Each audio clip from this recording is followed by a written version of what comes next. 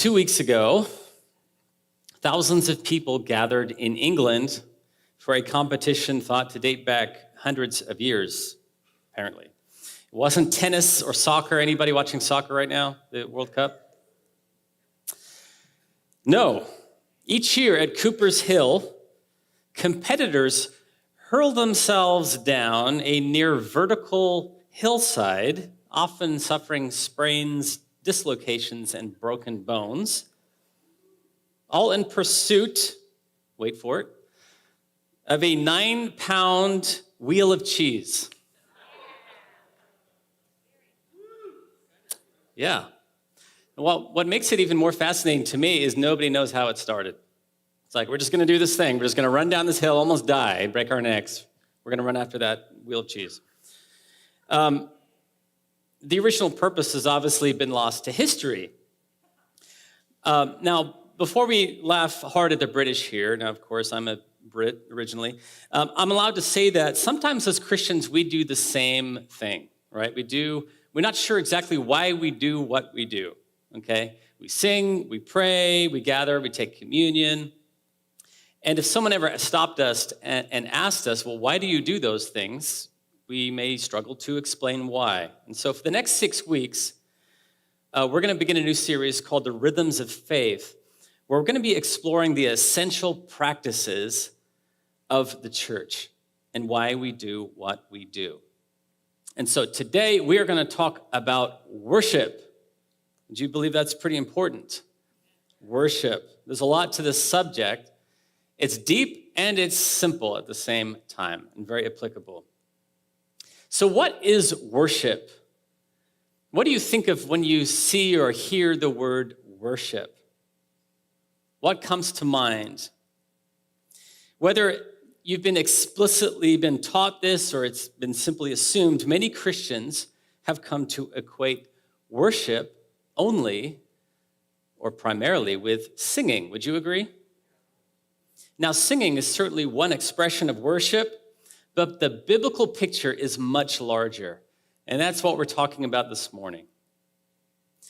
In fact, by the end of the sermon, I want to convince you that worship is not primarily something that you do for 20 minutes here on a Sunday morning. Okay, worship happens when we give our entire life back to God. Now, before we begin, I want to do a little thought experiment. Is that okay? So let's look at what the word worship means in English. In English, worship means to ascribe worth, to show honor, or show devotion to someone or something. Would you agree with that? It comes from the Old English word worthship. And so that's why many people define worship as giving God the honor and the worth that he deserves. And that's a beautiful concept. But here's the challenge. The Bible was not written in English. Surprise, surprise. So when our Bibles, English Bibles, use the word worship, they're translating a few different words that exist in the Hebrew and the Greek, okay? So for the next few minutes, we're going to do something, I'm going to do something challenging here, okay? We're going to do our best to set aside this word worship, okay? And ask, what did the biblical authors actually mean? Okay? So, I'm going to hand someone a bell. Okay, I have a fun little bell here. Okay, maybe Emmy. You want to take this bell? So, this is my daughter, Emmeline. Let's give it up for Emmeline. All right, hit that bell, make sure it works. Okay, you can be seated. Now, if I accidentally say the word worship, she's going to hit that bell. Okay, ready? Okay, I'm going to do my best because we're going to look at other biblical words that they use, okay? I want us to think outside of the box a little bit. Is that okay? All right. Be easy on me. Okay. So, there are two primary biblical ideas behind the word that starts with a W that are surprisingly simple, okay? So let's look at these together. Oh my gosh, that's a long word. So, hishtachava, it means to bow down. This is the Hebrew word here, to bow down. That's primarily what it means here, okay? To prostrate oneself, to show homage.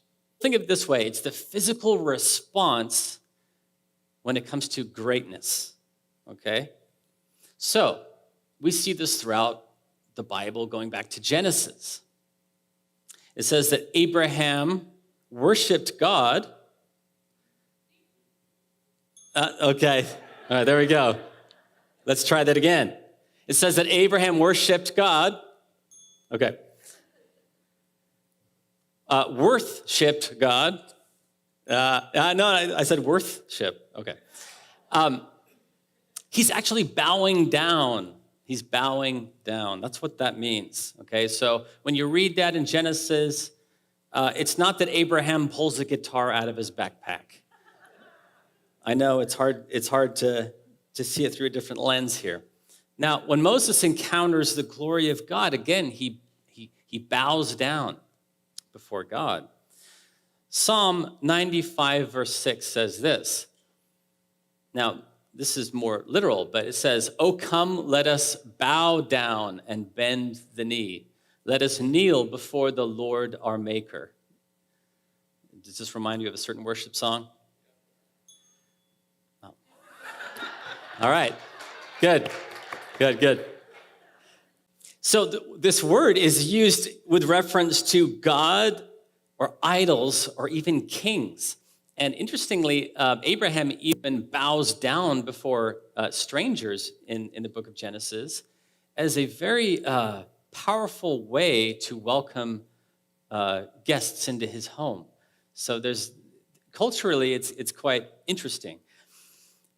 Think about this as well, bowing before kings, right?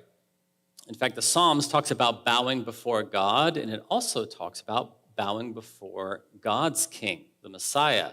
And so it's no surprise that when the Magi are looking for the King of Kings, the King of Judah, right? And we read about this in Matthew. What do? The Greek, now this is the New Testament, but the Greek says the same thing. It literally says they bowed down before Jesus because they're recognizing that he is king. Now, historically, Christians have often expressed devotion as part of our service through kneeling. But when you stop and you think about it, most churches today, at least that I've attended, this is sort of an uncommon thing to see these days. Perhaps that says something about just how comfortable or casual our approach to God has become. We may be more concerned about spilling our coffee, or it just feels kind of foreign to do that now. But that's changed, I don't know, within the last few decades, maybe? So the question is, when was the last time you actually bowed before the King of Kings? Think about that. Second Hebrew word here is avad, and that simply means to serve, to work, or to labor. Okay, so it could be positive, it could be kind of negative if you're like a slave, right? But it takes us all the way back to Genesis, for example. God says to Adam, he says, here's the garden, work it and tend it, okay? And so that word we see there is used. And it's also used in reference to serving God. And this word is found all over the place in the Hebrew Bible, the Old Testament. And so these two Hebrew terms, by the way, there's corresponding words in the Greek and the New Testament as well. It doesn't really matter. And this isn't really a word study this morning. I'm just trying to teach you the concepts that are found throughout the entire Bible, okay? This idea of serving God. Joshua 24:15 says this. I love this verse, by the way. We usually read verse 15, but let's go back to verse 14. Look what it says. Joshua says, "Now therefore, fear the Lord and serve him in sincerity and in faithfulness." Serve him in sincerity and truth would be another way to render this. Then he says, "Choose this day whom you will serve." There we see it again. Your translation might use that other word that begins with a W. "But as for me, in my house, we will serve the Lord." Service implies that God is Lord and King, and you are not. We are his servants. And so when you read about serving or service, or even Paul referring to himself as a servant, or this terminology, a servant of God, it means someone that is like a worshiper of God, okay? That's basically what it means. So, the noun form of service, avodah, it means also work. Now, for some Christians, church revolves. When you think about church service, right? Why are we doing what we're doing? Why are we here? Why are we gathering? For some more liturgical Christians, they're thinking it all revolves around the bread and wine, right? For other Christians, it's just kind of interesting. Other Christians, they think that church is a music sandwich. The sermon is just filling in the space between the music, between the songs. And then you meet other Christians, and it's like, no, church is a sermon burger, right? Okay. It's only about the sermon, and you kind of got the buns. It's just the worship, Maybe you got some lettuce and, oh, well, thank you. You got some lettuce and pickles in there, and that's the announcements. You know what I'm saying? But it's all about sermon. It's about that patty. But in reality, every element of the service is intended to help us serve God. Amen? So we need to really approach this in more of a holistic way about us serving him. That's my encouragement this morning. And I think that we can fall into this trap of assuming that the church is all about serving us. Right? So when someone asks you, it's quite common, how was church today? Right? And then instantly you start by, oh, it was okay. The music was, it was pretty good. Or they sang this new song, I didn't get it. Or the sermon was too long, a little dry, not enough jokes, whatever it's going to be. We start rating services as though we are consumers. And instantly, that's wrong.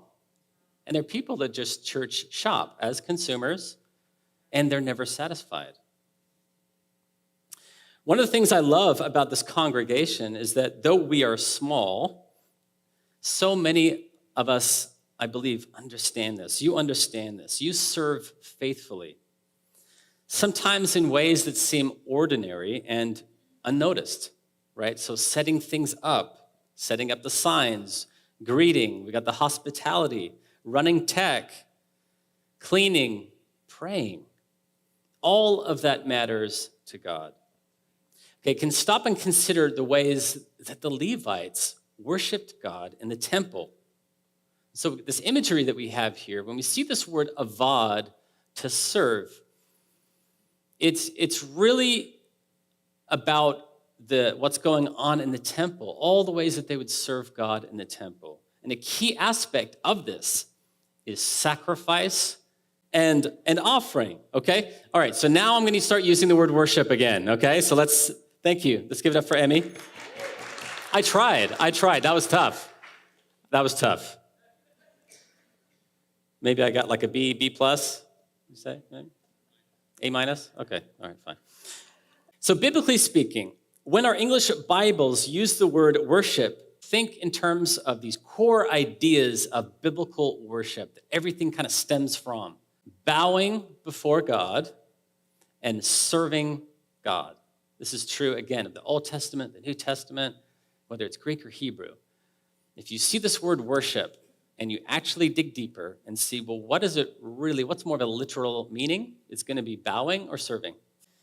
And what I find so fascinating is if we go to the 10 Commandments, so this is Exodus 20, verse 5, we see both of them right here in reference to serving idols, a prohibition. God says, you shall not, what does it say? Bow down. Or, there you go. It's just told us the whole understanding of biblical worship right here with reference to idols. So now that we have this foundation, I think that we can have a more holistic approach about what God requires of us. So let's go back and talk about singing. What about singing? Well, technically speaking, a better way to refer to singing in the context of worshiping God would be praise. And the book of Psalms in Hebrew is called Tehillim. Okay, Tehillim literally means praises. It's Israel's ancient hymn book.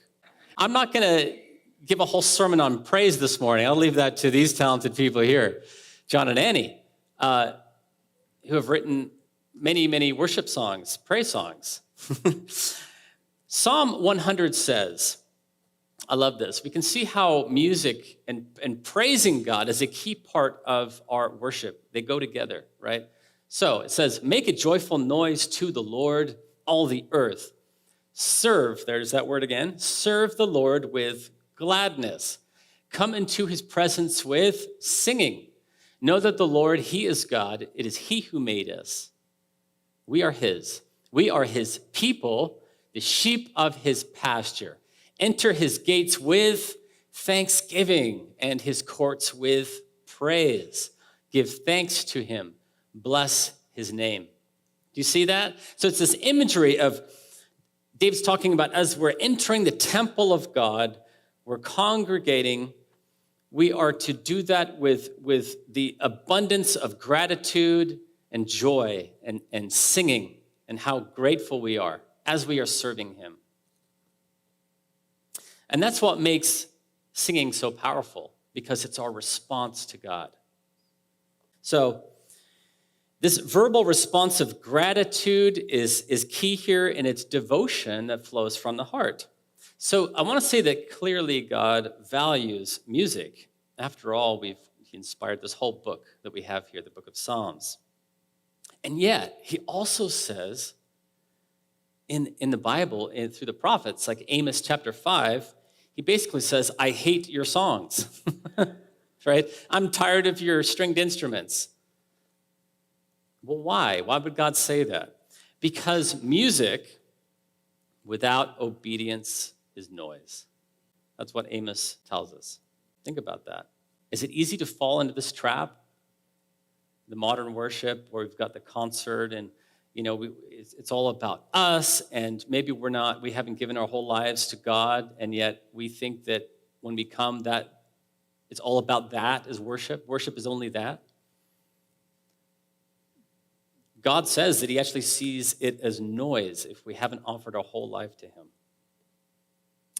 God has never been interested in praise that is detached from a life devoted to him. And Hebrews says, through him, then, let us continually offer what does it say? Sacrifice of praise. Now, I want to stop real quick. In Greek, this actually refers to the thanksgiving sacrifice that's actually commanded in the Torah. It's never really translated that way, but it is identical. That is the exact same phrase that's found in the Greek version of the Hebrew Bible. This is a special sacrifice that they would offer to God, and it would be, of course, accompanied through praising. And it was a voluntary sacrifice, like bread and meat, that you'd partake of with the priests, and you'd sit at God's table, basically, in the temple, and you'd invite your friends over to feast and give glory to God for something that he's done in your life. That's what that means. How do you unpack all that with that little phrase there? But anyway, Hebrews says, this thanksgiving offering or sacrifice, give it to God, and then he says, that is, and here he's making a link here. He says, the fruit of the lips that acknowledge his name. What's fascinating is that Hebrews does not define the sacrifice only as singing, but confessing his name. In context, these believers were called to publicly identify with Jesus, and if you read it in context, and bear the reproach for him. They were being persecuted. So sacrifice wasn't merely a song. You could say it's allegiance. And I'm reminded of the Matt Redman song. I have to mention that. Do you guys remember that song, The Heart of Worship? I'll bring you more than a song, for a song in itself is not what you have required. So if worship only happens when we sing, then when you think about it, most of life is disconnected from worship. But if worship is offering ourselves to God, then every moment becomes an opportunity for worship. And in fact, we see this in the following verse here. Look what it says. Do not neglect to do good and to share what you have, for such, what does he say? Sacrifices are pleasing to God. That's powerful. So doing good is a sacrifice. It's like a sacrifice of worship in a temple. Generosity is a sacrifice. Giving matters to God. Serving matters to God. Helping others matters to him. So do not be weary in doing good, for God sees it and he will reward you. And I know that a number of you right now are currently caring, there's actually a number of you that are caring for an elderly parent, a spouse, or someone who is sick. And you may not think that that is worship, but it is. It is. When you patiently serve someone who can no longer care for themselves, you are serving Christ. That is worship. When you sacrifice your time, your comfort, and your energy to care for another person, that is worship. It may not involve music. No one may see it. You may not get an applause or recognition, but God sees it, and he will reward you. So let's bring it all together. What is worship according to the Bible's definition? We've seen that worship means bowing before God. We've seen that worship means serving God. We've seen that worship includes sacrifice. We've seen that praise is one expression of worship, and a very powerful one. We've seen that Hebrews speaks of confession, generosity, and doing good to others as sacrifices of worship. So how can we summarize this? How does the New Testament summarize this? You're probably waiting for me to quote this verse. Paul says, I appeal to you, therefore, brothers, by the mercies of God, to present your bodies as a living sacrifice, holy and acceptable to God, which is your spiritual worship. This is the ESV. You know what it literally says? This is your reasonable service. That's literally what it says. Because it's referring back to what's going on in the temple, right? The priests would serve God and they'd present the sacrifice before him. And so Paul is saying, present your own body as a living sacrifice before God, holy and pleasing your whole life, everything that you do as a sacrifice before him. That's literally what it means here in Romans 12. Your sacred service.